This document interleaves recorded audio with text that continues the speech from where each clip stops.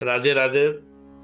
अभी इससे पूर्व हमने गरुण जी के द्वारा जितने प्रश्न पूछे गए उन पर व्यापक चर्चा की है।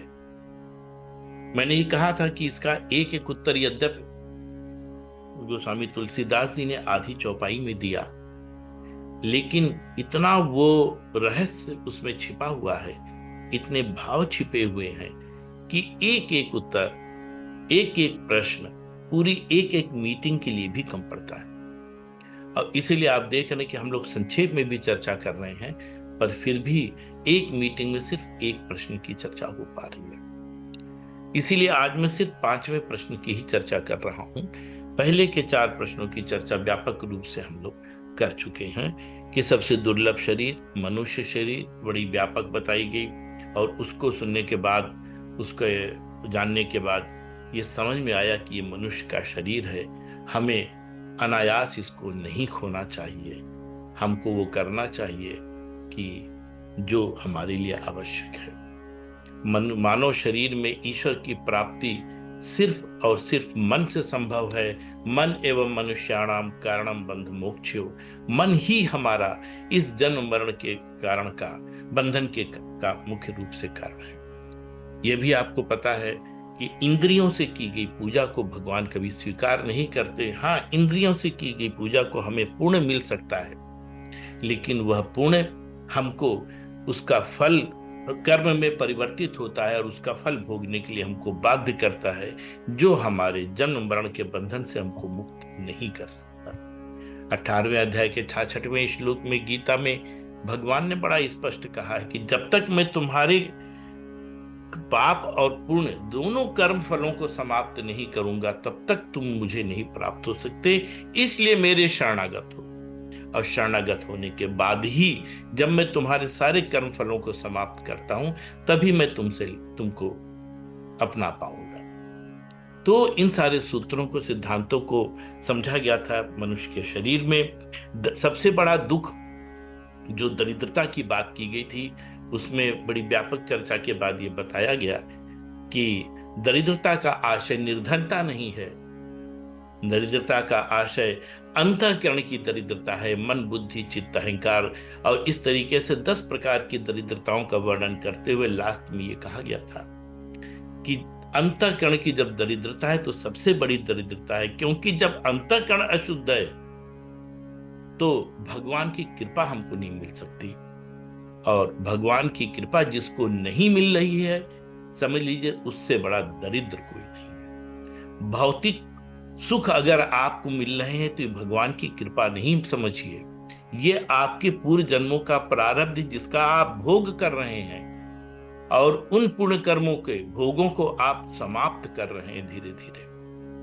जब तक ईश्वर की कृपा हमको नहीं मिलेगी, तब तक हम उस दरिद्रता की ओर ही दिन पर दिन बढ़ते जा रहे हैं। तो इस चीज को हम लोगों ने किया था। सबसे बड़ा सुख तुलसीदास जी ने ही दरिद्रता के बिंदु को, तुलसीदास जी ने संत मिलन के रूप में लिखा कि सबसे बड़ा सुख जो है संत मिलन का है। और तुलसीदास जी ने सुंदरकांड में कहा कि बिन हरि कृपा मिले नहीं संता। तो जो संत मिलन है वो तो सिर्फ हरि कृपा है। और तो जब सबसे बड़ा सुख हरि कृपा है, तो सबसे बड़ा दुख हरि कृपा का न मिलना है। वही बात दरिद्रता की गई। तो दूसरा और तीसरा क्वेश्चन इसमें, इसका उत्तर, इस पर बहुत अच्छा डिस्कशन हुआ। उसके बाद संत और असंत का भेद बताया गया था। ये जो चौथा प्रश्न था, आज हम 5वें प्रश्न पे चर्चा कर रहे हैं कि सबसे बड़ा वेदों के अनुसार पुण्य क्या है, अहिंसा। अब आप इस श्लोक को, इस चौपाई को समझिए। तुलसीदास जी ने यह कहा कि कवन पुण्य श्रुति विदित विशाला। कौन सा पुण्य? श्रुति यानी वेद, वेदों के अनुसार सबसे बड़ा पुण्य कौन है? सबसे बड़ा पुण्य कौन है? क्या प्रसिद्ध है वेदों के अनुसार? क्या सबसे प्रसिद्ध है? आप इसके उत्तर पे ध्यान दीजिए। उत्तर क्या है? परम धर्म श्रुति विदित अहिंसा। गौर करने वाली बात है। देखिए, मैं कह रहा हूं, रामचरितमानस को आप पढ़ते जाइए, 10 बार पढ़ लीजिए, 100 बार, कोई फायदा नहीं। जब तक आप उसके एक एक शब्द की व्याख्या नहीं करेंगे, तब तक आप उसके अर्थ को नहीं समझेंगे। मैंने तो सिर्फ आधी आधी 2 चौपाइयां बताई आप। क्या है? कवन पुण्य श्रुति विदित विशाला। पूछ रहे हैं गरुड़ जी क्या कि वेदों के अनुसार पुण्य, वेदों में पुण्य क्या प्रसिद्ध है, कौन सा मतलब पुण्य प्रसिद्ध है, विशाल मतलब प्रसिद्ध क्या है पुण्य के नाम पर। अब उत्तर क्या दे रहे हैं? परम धर्म श्रुति विदित अहिंसा। यानी वेदों के अनुसार सबसे बड़ा धर्म अहिंसा है। वहां वो पुण्य पूछ रहे हैं, यहां ये धर्म कह रहे हैं। इसका अर्थ समझिए, इसका अर्थ यहां पे धर्म को डिफाइन किया गया है। तुलसी गरुड़ जी ने, देखिए जैसा अभी केशव राम जी ने कहा कि गरुड़ परम ज्ञानी है, उनको ज्ञान की कमी नहीं है, उनमें इतनी अज्ञानता नहीं है कि वो इस तरह के प्रश्नों को काकभुसुंडी जी से पूछें जन कल्याण के लिए। क्योंकि और ये भी मैंने आपसे बताया था कि तुलसीदास जी ने उत्तरकांड के लास्ट में लाके इन 7 प्रश्नों को क्यों रखा। इसीलिए रखा कि आप पूरी रामचरितमानस पढ़ डालिए, भक्ति भाव जागृत हो जाए आपका। जब हृदय में भक्ति का भाव जागृत हो जाएगा भगवान राम के चरित्र को पढ़ते पढ़ते और बीच में वेदों के सूत्रों को पढ़ते पढ़ते, तब लास्ट में अपने जीवन में हमको क्या करना है, जीवन के सूत्र क्या है, ये 7 सूत्र गोस्वामी तुलसीदास जी ने जो दिए वो गरुड़ और काकभुसुंडी के प्रश्नोत्तर के जवाब देते हैं। जैसे गीता क्या है? क्या अर्जुन अज्ञानी था? हम जानते हैं भागवत के 4 स्कंद के पहले अध्याय के 59वें श्लोक में 4:1-59 में स्पष्ट इस बात को कहा गया है कि अर्जुन और भगवान कृष्ण नर और नारायण के अवतार हैं, और नर और नारायण साक्षात भगवान के अवतार हैं। 4:1-59 आप भागवत पलट के देख लीजिए। जहां पे नर और नारायण दोनों सामने खड़े हो, तो वहां पे कहीं कोई अज्ञानता होती नहीं। वेदों के उस सार को, जीवन के उस सिद्धांतों को लोगों तक पहुंचाने के लिए अर्जुन इस तरह के प्रश्न पूछ रहा है और भगवान कृष्ण जवाब दे रहे हैं। 4थे अध्याय में भगवान ने कहा ही है कि ये जो वेद का विज्ञान था, गीता का जो विज्ञान है, वो लुप्त प्राय होता जा रहा था। तब उसको जब उन्होंने कहा कि सबसे पहले मैंने सूर्य को बताया, फिर इक्ष्वाक को बताया, फिर आगे वो परम गुरु शिष्य परंपरा में आगे बढ़ता चला गया, लेकिन धीरे धीरे समय के साथ वो लुप्त होने लगा। जब भगवान ने देखा कि अरे ये विज्ञान लुप्त हो रहा है, तब उन्होंने द्वापर में आके अर्जुन को ये पूरा विज्ञान बताया है। तो इसी प्रकार से गरुड़ जब काकभुसुंडी जी से लास्ट में ये प्रश्न पूछ रहे हैं, उसका कारण यही है कि हमारा जीवन इन 7 प्रश्नों के उत्तर के आधार पर, उनको सूत्रों के आधार पे हम रखें। तो 4 मामलों में इसका YouTube आ रहा है, जिन लोगों ने नहीं अटेंड कर पाए थे जो भी, वो बकायदा YouTube पे उसको सुन सकते हैं। लगभग 50 मिनट का मेरा संबोधन आता है कट पिट करके, तो वो सुनना आवश्यक है। तो यहां पे कह रहे हैं परम धर्म श्रुति विदित अहिंसा। वहां पे उन्होंने पुण्य की बात की, यहां पे ये क्या, इसका देखिए सीधा सीधा वो कह रहे हैं कि कवन पुण्य श्रुति विदित। श्रुतियों के हिसाब से पुण्य क्या है, और श्रुतियों के हिसाब से पुण्य क्या होता है? जो वेदों में शास्त्रोक्त कर्म कहे गए वही तो पुण्य है, और वेदों का जो शास्त्रोक्त कर्म है वही तो धर्म है। धर्म क्या है?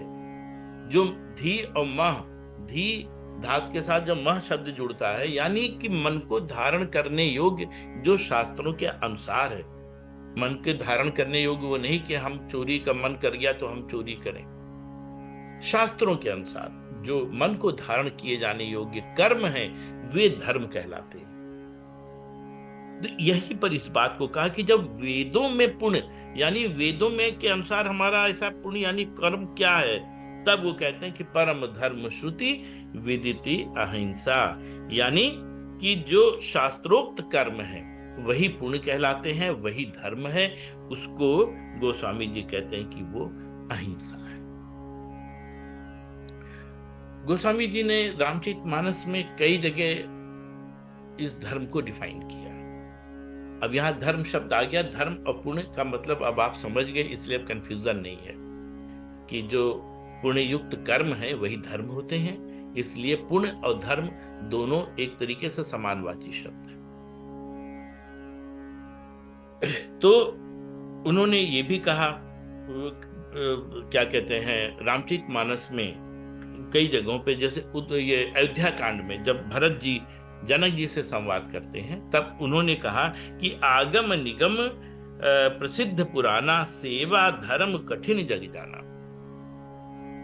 उन्होंने कहा सेवा सबसे बड़ी धर्म है।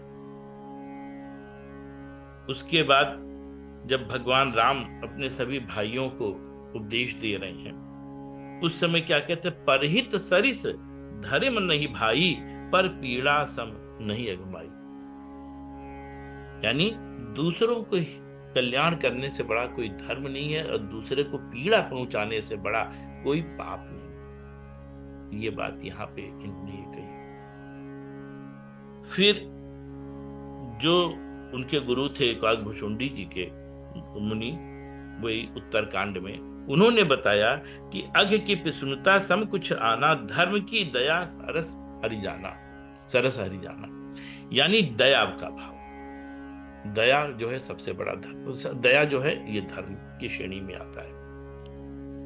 फिर आया कि धर्म न दूसर सत्य समाना, आगम निगम पुराण बखाना। ये श्री रामचंद्र जी ने जब सुमंत्र का संवाद होता है तब ये कहते हैं कि जो है सत्य के समान कोई धर्म नहीं। विभिन्न संवादों में वहां उस समय की परिस्थिति के अनुसार धर्म को डिफाइन किया गया। तो इस तरीके से चार चीजें आती हैं, एक है सेवा, दूसरी परहित, तीसरी दया, और चौथा सत्य। ये चार चीजें गोस्वामी जी ने रामचरितमानस में कई विभिन्न संवादों के साथ बताया है। अब आप देखिए, इन चारों में इसका जो मूल भाव है वो क्या है? वह है अहिंसा। अगर सेवा का भाव नहीं होगा तो अहिंसा नहीं होगी, हिंसा में आ जाएंगे हम। अगर दया का भाव नहीं होगा तो भी हमारे में हिंसा की भावना हो सकती है। सत्य नहीं होगा तो हिंसा की भावना हो सकती है। परहित, हिंसा भी बड़ा व्यापक अर्थ है, जैसे केशव राम जी ने कहा, किसी का किसी भी तरीके से, उस समय आगे डिस्कस करूंगा, किसी भी तरीके से किसी को भी पीड़ा पहुंचाना वह हिंसा की श्रेणी में आता है। और सबसे बड़ा है किसी के प्राण लेना, और वो भी किसी निर्दोष व्यक्ति का प्राण लेना, निर्दोष जीव का प्राण लेना। इससे बड़ा पाप कोई नहीं है, इससे बड़ा पाप कोई नहीं। क्योंकि बगैर किसी भाव के, बगैर किसी द्वेष के, बगैर किसी प्रतिस्पर्धा के, बगैर किसी राग के यदि हम किसी जीव की हत्या करते हैं तो इससे जघन्य अपराध कोई नहीं है। बाकी अगर आप कुछ करते हैं परिस्थितिवश है, राग के, जबकि अच्छा वो भी नहीं है, वो भी अपराध की श्रेणी में है। लेकिन अगर हम किसी का मर्डर कर देते हैं तो अनायास मर्डर नहीं करते, हम तो मर्डर कर रहे हैं इस वजह से कि उसके साथ हमारी लड़ाई है, कोई ऐसी बात हो गई जिसके कारण मर्डर करना ही हमारे लिए एक विकल्प बचा, हमने मार दिया उसको, या आवेश में आके हमने मारा, तो आवेश की भी कोई कारण होगा। लेकिन किसी निर्जीव की हत्या, किसी निर्दोष जीव की हत्या, जैसे नॉनवेज खाना, सिर्फ अपने थोड़े समय के स्वाद के लिए हमने हत्या करी, ये पाप कहीं मिट सकता है भला? हम भगवान की पूजा करें, जैसा भी केशवराम जी ने भी इस बात को कहा कि हम उसकी प्रकृति को नुकसान अगर पहुंचा रहे हैं तो क्या ईश्वर की रचना का नुकसान पहुंचा रहे? ईश्वर कैसे खुश होगा? हम कोई मेरा सम्मान करे, मुझे सुबह शाम आकर के मेरे चरण स्पर्श करे, मेरी बड़ी चाटुकारिता करे, लेकिन मेरे बच्चों को अगर मारे, तो आप जान रहे कि हम उससे प्रसन्न होंगे? नहीं ना। उसी प्रकार भगवान है, भगवान की संतानें हैं। हम भगवान की तो आराधना करें, लेकिन भगवान के संतानों की हत्या करें, क्या वो खुश होंगे हम पे? हाँ, खुश नहीं होंगे, उनकी कृपा हमको नहीं मिलेगी। खुश नहीं होने का मतलब उनकी कृपा हमको नहीं मिलेगी, लेकिन हम अपने प्रारब्ध से जीवन जी रहे होंगे, हमको पता नहीं चलेगा। लेकिन उन फलों को हम किस तरीके से इकट्ठा करते चले जा रहे हैं, और उसका भोग हम कब भोगेंगे शायद हमको भी नहीं पता। वो किस जन्म में हमको भोगना पड़ेगा और कितनी पीड़ा के साथ भोगना पड़ेगा शायद हमको नहीं पता। खैर, एक वो अलग बात है, लेकिन खुद सोचिए कि किस प्रकार अगर हम किसी जीव की हत्या करते हैं और किस स्थिति से वो गुजरता है, वो शायद देख ले कोई तो उस दिन से खाना छोड़ दे। तो किसी भी निर्दोष जीव की हत्या सबसे बड़ा अपराध है, हिंसा की उसमें आता है। इसीलिए अहिंसा की जो हमारे महाभारत में एक शब्द आया था, अहिंसा परमो धर्मा, इसको अन्य पंथों ने भी लिया। इसीलिए परम धर्म, क्योंकि आप देख रहे जो रामचरितमानस में तुलसीदास जी ने जितनी प्रकार के धर्म बताए, उनके मूल में अहिंसा है, उनके मूल में अहिंसा का स्वभाव है। अगर वो नहीं होगा तो आगे कोई चीज नहीं होगी, दया नहीं होगी तो फिर हिंसा होगी। तो इस तरीके से अहिंसा को, जिसको कहते हैं ना कि अहिंसा का हमारा कृत्य होना चाहिए, स्वभाव होना चाहिए, उसके लिए घटक क्या क्या है वो सारे बताए विभिन्न प्रकार के विभिन्न स्थितियों में रामचरितमानस के अंदर, कि दया होनी चाहिए, सेवा भाव। अगर हमारे हृदय में सभी जीवों के लिए सेवा भाव होगा तो हम हिंसा कैसे कर लेंगे? तो ये सारे जो भाव अहिंसा के लिए उत्पन्न होते हैं, वो फिर अल्टीमेटली हमारा निष्कर्ष अहिंसा की तरफ हमको लेके जाते हैं। तो ये है अहिंसा का। गीता के 16वें अध्याय के दूसरे श्लोक में भी अहिंसा को कहा गया कि अहिंसा जो है, अहिंसा और सत्य, ये दो चीजें मतलब हमारे लिए बहुत बड़ी, मतलब ये सबसे बड़ा धर्म। गीता के 16वें अध्याय के दूसरे श्लोक में भी इस बात को कहा गया कि अहिंसा को करना चाहिए। ये बात तो आती है। अब देखिए, तरह तरह के वो आते हैं कि अहिंसा हमने तो नहीं की, उन्होंने नहीं की, लेकिन कैसे हो गई, क्या हुआ, क्या नहीं हुआ। शास्त्रों में 3 प्रकार की अहिंसा बताई। एक है कृत। अब आप इसी से समझ जाइए कि हम किस स्थिति में खड़े। एक है कृत। कृत का मतलब होता है हमने डायरेक्ट जाके हिंसा करी, हमने खुद की। अभी मैं अहिंसा शब्द कह रहा हूं, अहिंसा का मतलब मन, मानसिक, मतलब मन, वचन, कर्म, ये तीनों के आधार पर है, उसके आगे मैं चर्चा करूं। तो कृत यानी हमने खुद किया, तो वो तो समझ में आ ही रहा है, सीधे सीधे सब वही हिंसा है। दूसरी है कारिता हिंसा। कारिता का मतलब है हमने खुद तो नहीं किया, लेकिन हमने परिस्थितियां पैदा करके दूसरे से करवाया, यह है कारिता, कारिता हिंसा। अंतर दोनों में कुछ नहीं है, हमने किया या हमने किसी से करवाया, सब पीछे में। आप जानते हैं कि हमारा जो कानून है वो भी इस बात को कहता है कि अगर ये हिंसा हुई है तो उसके पीछे कौन है, उसको भी बराबर की दोष मिलता है। तो कृत और कारिता में कोई फर्क नहीं है। लेकिन तीसरी प्रकार की जो हिंसा है वो है अनुमोदिता। यानी हिंसा का हम अनुमोदन करें।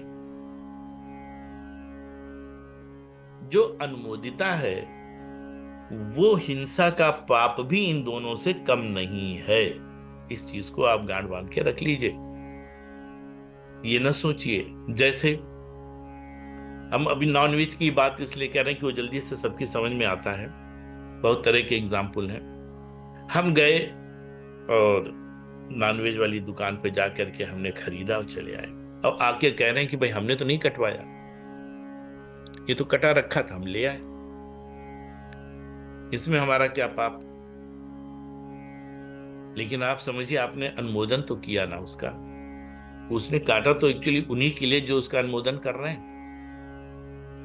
किसी प्रकार की हिंसा उसका अगर अनुमोदन हम कर रहे हैं तो वो अनुमोदिता हिंसा कहलाता है, और अनुमोदिता हिंसा का भी पाप उससे कम नहीं माना गया है। तो ये 3 प्रकार की हिंसाएं हैं, कृत, कारिता और अनुमोदिता। इस चीज को भी आप समझ लें। हिंसा शब्द यहां इसलिए यूज कर रहे हैं क्योंकि अहिंसा उसके विलोम है। अहिंसा को समझने के लिए हिंसा पे अगर हम डिस्कशन कर रहे हैं तो वो चीज हिंसा में आ जाती है। हिंसा के कारण क्या है? हिंसा के वही 4 कारण बताए गए, काम, क्रोध, लोभ और मोह, जिसमें इन चारों के कारण ही हमारा राग मतलब हमारा द्वेष इतना उत्पन्न होता है कि वो हिंसा की श्रेणी में आ जाता है। हिंसा का मतलब ये नहीं कि हम मार ही दें किसी को।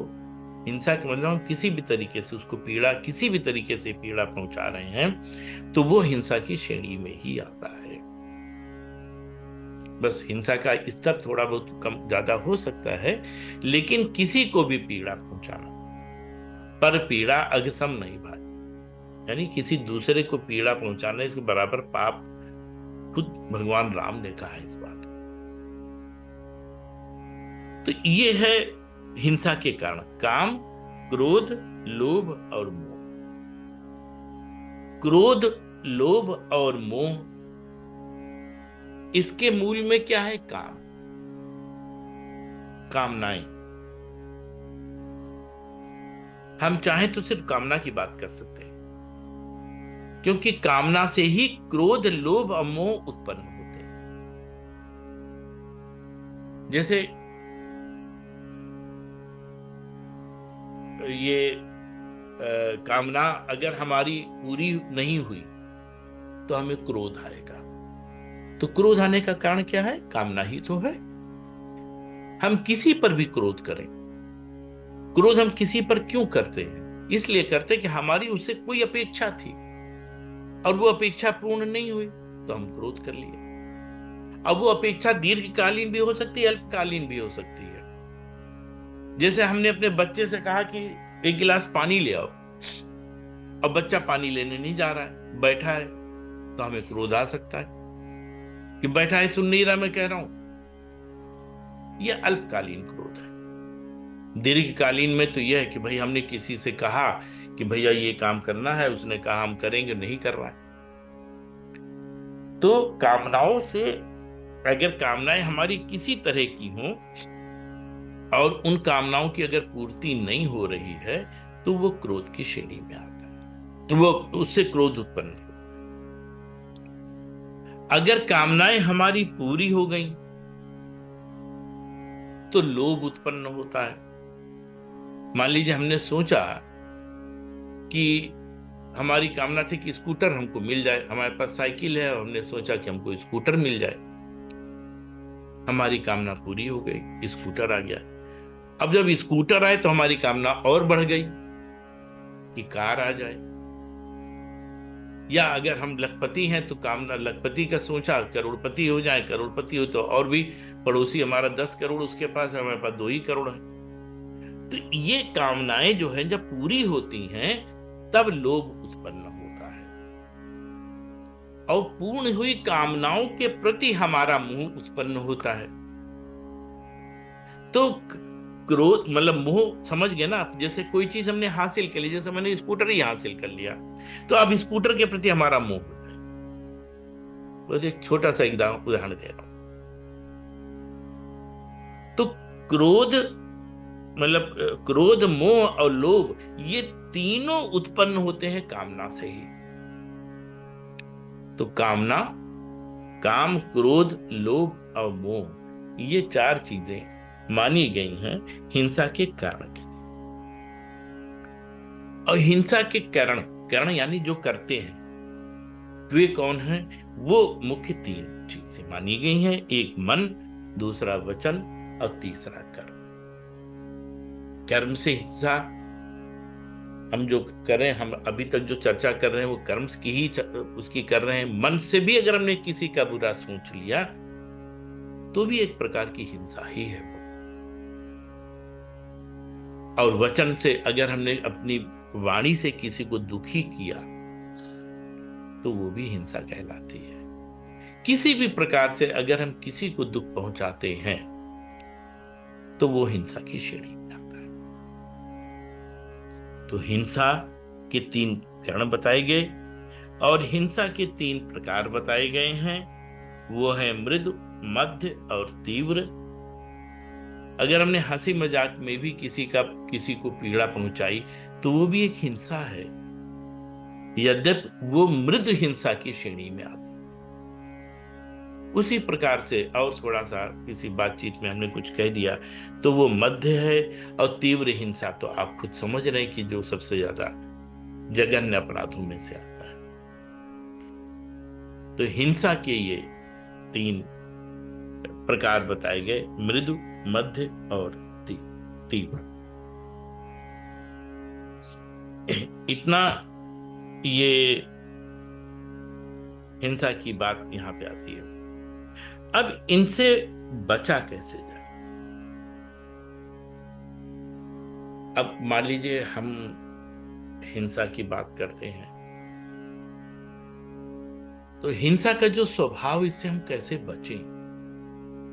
हम मान लीजिए नॉनवेज नहीं खाते तो चलो एक प्रकार की उस हिंसा से तो हम बचे हुए हैं, लेकिन हमारे पास और भी तमाम तरह की हिंसाओं को हम पाले हुए हैं। अभी हमने जैसे बताया, किसी को भी किसी भी प्रकार से अगर हम पीड़ा पहुंचा रहे हैं तो हिंसा की श्रेणी में ही तो है।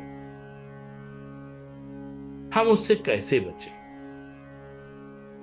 इस पे वेद व्यास जी ने बहुत अच्छा लिखा है। उन्होंने कहा कि आत्मना प्रतिकूलानि परिणाम न समाचरित। आत्मना प्रतिकूलानि परेशान न समाचरित। उन्होंने कहा कि जो व्यवहार हमारे स्वयं के लिए और हमारी आत्मा के लिए कष्टकारी हो, हम ऐसा व्यवहार किसी दूसरे के प्रति न करें। एक सीधा सा सिद्धांत, सूत्र वेद व्यास जी ने दिया कि हम ऐसा न करें।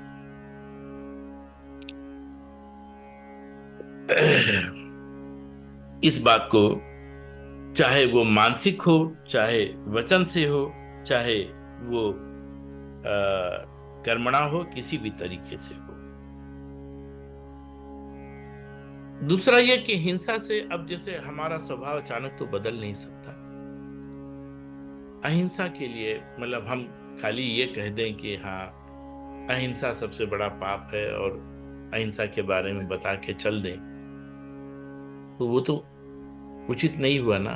उचित क्या हुआ कि हम क्या करें, किस तरीके से इस अहिंसा के सूत्र को अपने जीवन में उतारें। तब तो आज की ये मीटिंग, आज की ये चर्चा और गोस्वामी तुलसीदास जी के लिखे हुए श्लोक सार्थक होंगे ना। नहीं तो आपने भी सुना, पढ़ भी लिया और जैसे ही खत्म हुआ उसके बाद फिर यथावत, तो इस मीटिंग का क्या फायदा होगा? उसके लिए जो मेरी समझ में आया, मैंने कुछ तरीके बताए कि आप किस तरीके से अपने बिहेवियर को, अपने व्यवहार को, अपने आचरण को परिमार्जित करें, जिससे हम अहिंसा के भाव से बच सकें। क्योंकि देखिए, जीवन का लक्ष्य क्या है? उन्होंने पहला प्रश्न किया, मनुष्य योनि कितनी दुर्लभ है। और मनुष्य उनके क्या लक्ष्य? एक लक्ष्य है, भगवत प्राप्ति का। भोग लक्ष्य नहीं है, भोग तो जानवर भी करते हैं, वही तो एक लक्ष्य है। और जब तक हमारे हृदय में हिंसा का भाव होगा, हमारा अंतःकरण कैसे शुद्ध होगा? दूसरा दूसरा प्रश्न वो अंतःकरण की शुद्धता को लेकर ही था, जो दरिद्रता वाला है। एक एक चीज आगे लेके चल रहे हैं। अब अंतःकरण को शुद्ध जब तक नहीं करेंगे हम, तब तक भगवान की प्राप्ति नहीं हो सकती। यानी मन, बुद्धि, चित्त, अहंकार, इन चारों को जब तक हम शुद्ध नहीं करेंगे, अंतःकरण को शुद्ध नहीं करेंगे। अंतःकरण तो वो बर्तन है, जब तक वो साफ नहीं होगा भगवान वहां आएंगे ही नहीं। गंदे स्थान पे तो इन भगवान आ जाएंगे। तो अगर आपको अपने अंतःकरण में भगवान को स्थापित करना है, तो अंतःकरण तो शुद्ध करना ही पड़ेगा। और अंतःकरण की शुद्धता में सबसे बड़ी बाधा है आपका अहिंसा है, सॉरी, हिंसा है। राग, द्वेष, ये सारे कारण हैं हिंसा के। जैसे मैंने बताया ना आपको कि हिंसा के जो 4 कारण है, काम, क्रोध, लोभ, मोह, आपका राग, द्वेष, जितने प्रकार की शत्रुताएं हैं, जितने प्रकार के दुष्कृत भाव हैं, वे सब तो इन्हीं से पैदा हो रहे हैं। और उनका कारण ही तो अहिंसा है। तो ये अहिंसा को जब तक हम दूर नहीं कर, अहिंसा के भाव को जब तक दूर नहीं करेंगे, क्योंकि हमने ये भी देख लिया, चाहे सेवा हो, चाहे दया हो, चाहे परिहित हो, चाहे सत्य हो, क्योंकि जब तक आप अहिंसा के भाव को नहीं होंगे, तब तक आप सत्य भी नहीं बोल सकते। इन सब के मूल में अहिंसा है। वैसे तो कहा यह गया कि अगर हम किसी एक भाव को भी पकड़ लेंगे, तो बाकी सद्भाव अपने आप हमारी ओर आकर्षित होने लगेंगे, बशर्ते किसी एक भाव को हम ईमानदारी के साथ पकड़ और आगे बढ़ने का प्रयास करें। तो अहिंसा के लिए जो सबसे बड़ी मैं समझता हूं, सहनशीलता होनी चाहिए। आप अगर सहनशील बने हुए हैं, तो कोई कुछ कहे, आप पे जल्दी असर नहीं होने वाला। असर नहीं होगा तो आप उस तरह का व्यवहार नहीं करेंगे जो अहिंसा की श्रेणी में आता है। इसलिए सहनशीलता का भाव अपने हृदय में लाइए, सहनशील बनिए। कोई आपका कुछ नहीं बिगाड़ता। एक सिद्धांत को आप समझ लें, आप ये अगर सोचें कि फलाने की वजह से हमारा नुकसान हो गया, तो ये सिर्फ आपकी अज्ञानता है। हमारा कर्म ऐसा था, हमारा प्रारब्ध ऐसा था कि हमको नुकसान झेलना था। माध्यम वो बना। अब माध्यम वो क्यों बना? क्योंकि ईश्वर ने बनाया। अब हम उसके लिए हिंसा का भाव रख लें तो क्या हुआ? एक तो हमने अपना प्रारब्ध की वजह से अपना नुकसान कर ही रहे हैं, दूसरे हिंसा का भाव और ले लिया, तो उससे हमारे भविष्य भी खराब हो रहा है। कोई किसी का नुकसान नहीं कर सकता। अगर हमारे प्रारब्ध में लिखा हुआ है और प्रारब्ध हमारा तगड़ा है, कोई कितना मेरा बुरा चाहे, कोई कुछ नहीं कर सकता। हाँ, हमारे प्रारब्ध में बुरा लिखा है तो हो जाएगा, फिर तो जरा सा भी कोई बहाना मिल गया हो जाएगा। इसलिए कभी भी ये दिमाग में न लाएं कि उसकी वजह से हमारा नुकसान हो गया। अपना प्रारब्ध था, वो नुकसान हो गया। भगवान उसको भी सद्बुद्धि दे जिसने नुकसान किया, उसको क्षमा करे, क्योंकि ईश्वर ने उसको प्रारब्ध माध्यम बना दिया है। वो भाव होना चाहिए। तो सबसे पहला भाव क्या है? सहनशीलता का। सहनशील बनिए। दूसरा सेवा भाव। जब हम हर प्राणी की सेवा करेंगे तो हिंसा का भाव अपने आप नहीं आएगा। चाहे परिवार हो, चाहे आपका समाज हो, देश हो, कुछ भी हो, सेवा का भाव रखिए। और सिर्फ मानव तक ही नहीं, प्रत्येक जीव के प्रति आपका सेवा भाव होना चाहिए। स्वतः अहिंसा का भाव आ जाएगा। अगर आप चिड़ियों को दाना दे रहे हैं, आप बाकी जानवरों को पानी पिला रहे हैं गर्मियों में, आप उन्हें कैसे मारेंगे? नहीं मारेंगे ना, सिर्फ एक जरा से काम से। आप उनको भगाएंगे भी नहीं, और जब वो आपके रखे पानी को पिएंगे तो आपको अच्छा लगेगा। आप रखिए अपने घर के सामने टैंक में, उसको अच्छा लगे। तो ये सेवा भाव है। हम किसी व्यक्ति के प्रति सेवा भाव रख रहे हैं। हिंसा तो वो भी होती है कि यदि किसी गरीब के समक्ष हम अपनी धन का प्रदर्शन करें, किसी भूखे के सामने हम अपने भोजन का प्रदर्शन करें, वो भी हिंसा है, जबकि डायरेक्ट आप कुछ नहीं कर रहे। उन भावों से बचना चाहिए, और ये सब तभी संभव जब आपके हृदय में सेवा का भाव होगा। जब सेवा का भाव होगा तो अहिंसा आपको, हिंसा आपको स्पर्श नहीं कर पाएगी। हिंसा का भाव स्पर्श। तीसरा, जब आप सभी जीवों से प्रेम करेंगे तो प्रेम का भाव आपके हृदय में प्रकट होगा, और वह प्रेम का भाव आपको ईश्वर की तरफ आकर्षित करेगा। तब आपका ईश्वर से प्रेम होगा, अन्यथा ईश्वर से प्रेम हो ही नहीं सकता। मात्र पूजा करने से, मात्र उपासना करने से, तीर्थ यात्राएं करने से पुण्य मिलेगा, ये समझ लीजिए, पुण्य तो मिलेगा।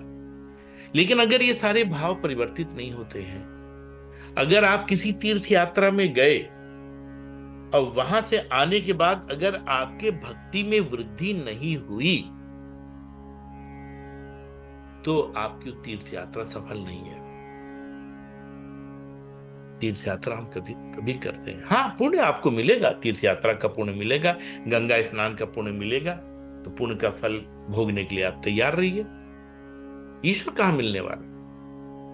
दूसरे अध्याय के 34वें श्लोक में गीता में यही तो कहा गया कि आप अच्छे कार्य करेंगे तो पृथ्वी का ऐश्वर्य भोगेंगे, बहुत होगा स्वर्गलोक तक चले जाएंगे। लेकिन स्वर्गलोक के आने के बाद कितनी खराब स्थिति है, भी आप लोग जानते हैं। चाहे गीता का 9वें अध्याय का 21वां श्लोक हो, चाहे 8वें अध्याय का 16वां श्लोक हो, सब में बताया गया कि स्वर्ग स्वल्प अंत दुखदाई। स्वर्ग तो बहुत थोड़े समय के लिए सुख भोगने के लिए होता है, उसके बाद अंत तो बड़ा दुखदाई है। तो इस बात को कहा गया कि ईश्वर से प्रेम उत्पन्न होता है, हृदय से प्रेम करिए भगवान को, उसके बाद आप तीर्थ यात्राएं करिए, भगवान की उपासना करिए, भगवान की प्रार्थना करिए, पूजाएं करिए, तब आपका कल्याण होगा।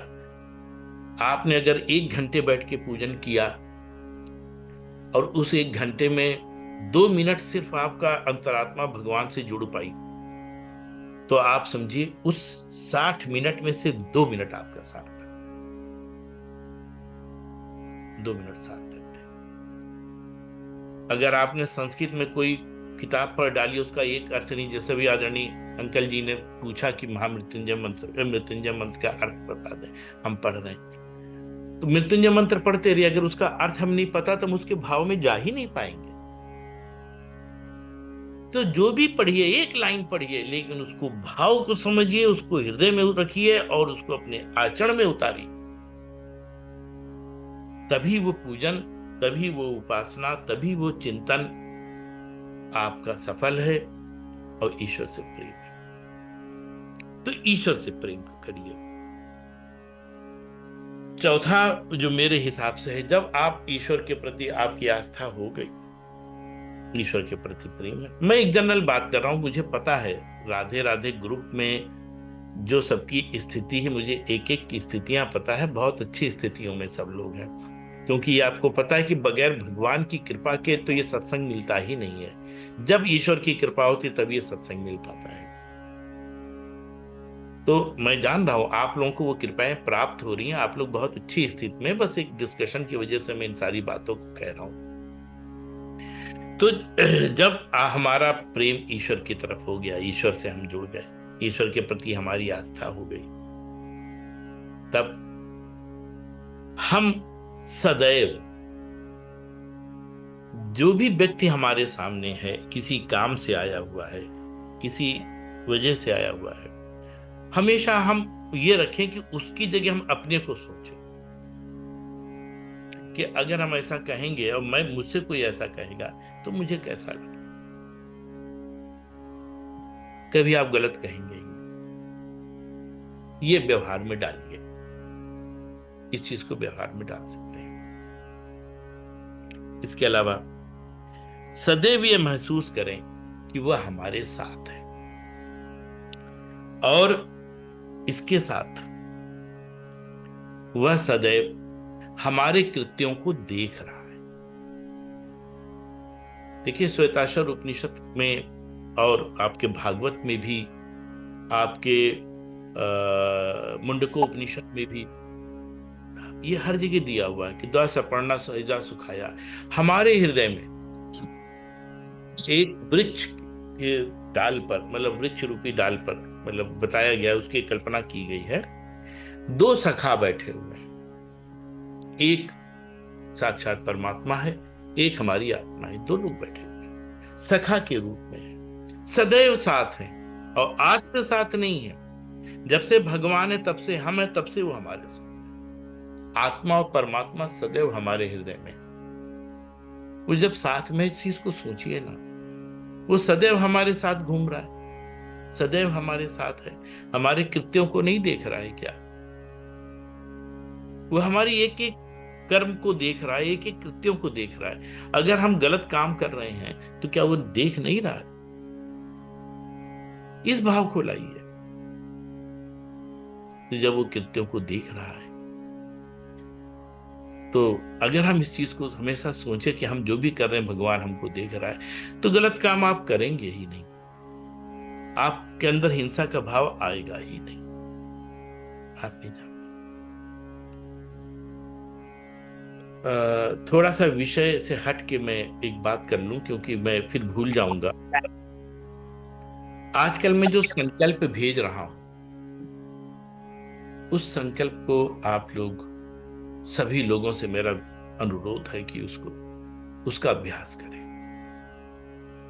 इसके पहले तक मैंने ये बताया कि किस तरीके से आप अपने कार्यों के साथ भगवान का चिंतन करते रहें। जिन लोगों ने किया है वो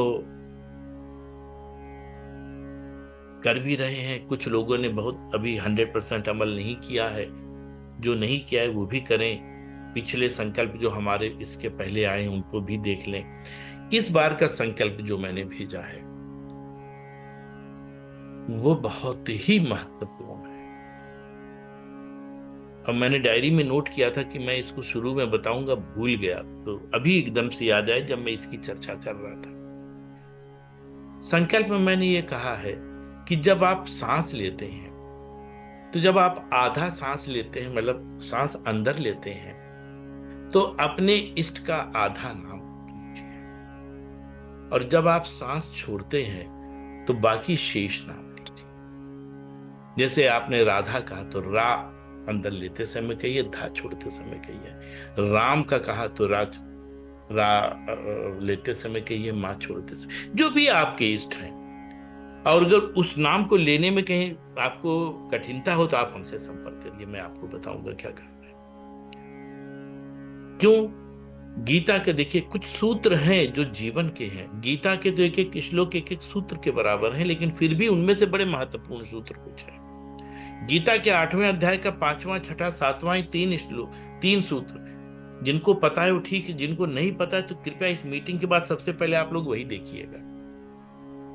उसमें क्या कहा गया है कि अंत समय में जो भाव होता है मनुष्य, वो जीव फिर उसी भाव में जाता है अपने कर्मों के अनुसार। तब भगवान कर्मों के फलों से समझौता नहीं करते।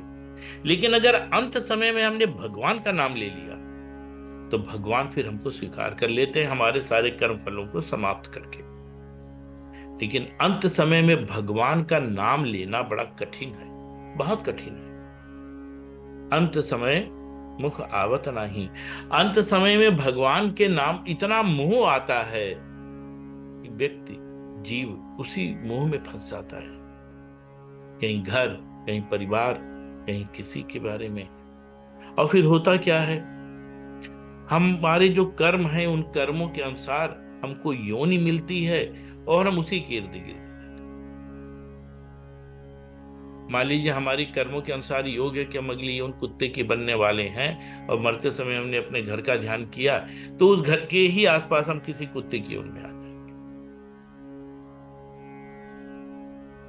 इन सब आपदाओं से बचने के लिए जो जीवन हमारे पास शेष बचा है उसमें बड़ी गंभीरता पूर्वक विचार करके ये जो संकल्प मैंने भेजा, इसीलिए मैंने पाक्षिक नहीं भेजा है, मासिक भेजा है। 1 महीने का पूरा संकल्प है वो, और उस 1 महीने में जो भी आपके इष्ट है, जो भी है, चाहे माँ हो, चाहे हनुमान जी हो, चाहे राम हो, चाहे कृष्ण हो, चाहे राधा हो, चाहे शिव हो, जो भी है आपके, उनका आप अपने सांस में बसाना शुरू कर दीजिए।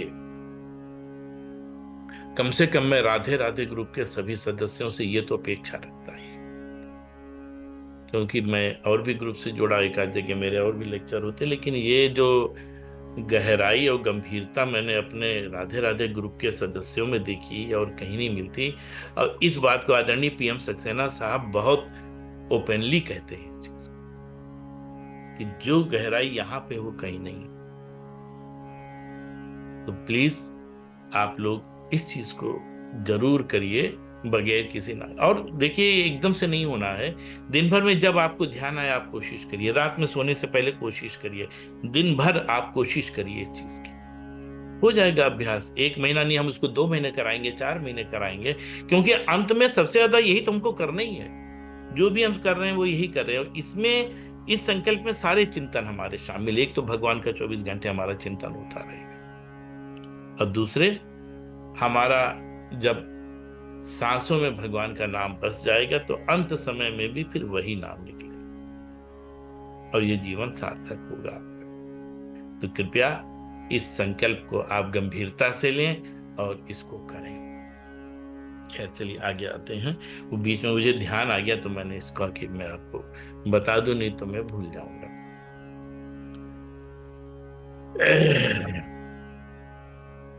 तो इस चीज को मैंने बताया कि आप किस तरीके से अहिंसा का भाव अपने हृदय में जागृत करें और प्रभु से प्रेम जागृत करें, क्योंकि वही हमारा अल्टीमेट है। क्योंकि टाइम ज्यादा हो गया है, नहीं तो मैं प्रेम के मैंने 8-9 भाव लिखे हैं कि किस तरीके से हम भगवान से प्रेम के लिए आगे बढ़ सकते हैं। वो आज कोई बहुत आवश्यक इसलिए भी नहीं है कि उसका अहिंसा के लिए वो इतना, क्योंकि अहिंसा का भाव हमारे अंदर क्यों होना चाहिए। अहिंसा का भाव मैंने बता दिया आपको कि इसलिए होना चाहिए कि अहिंसा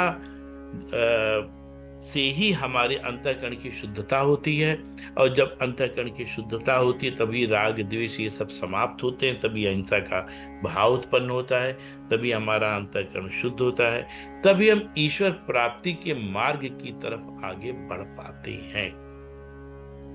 और जब ईश्वर प्राप्ति की तरफ मार्ग पे आगे हम बढ़ जाते हैं तब एक होती है वैशांतिमिका भक्ति।